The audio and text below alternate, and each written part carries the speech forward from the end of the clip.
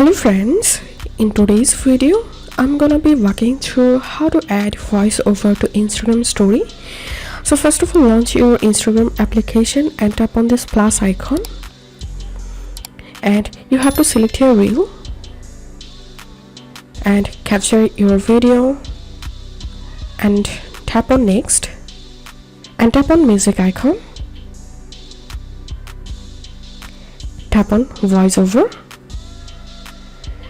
and tap or hold to record audio over and tap on done. Now you can adjust audio volume and tap on done. Now tap on download. So after finishing your voiceover, you have to download the video. Now go back from here and select story and tap on this gallery icon at the bottom left corner and select the voiceover video. Post this video to your story. If this video helped you, give a thumbs up and please consider subscribe to how to do it. Thank you for watching.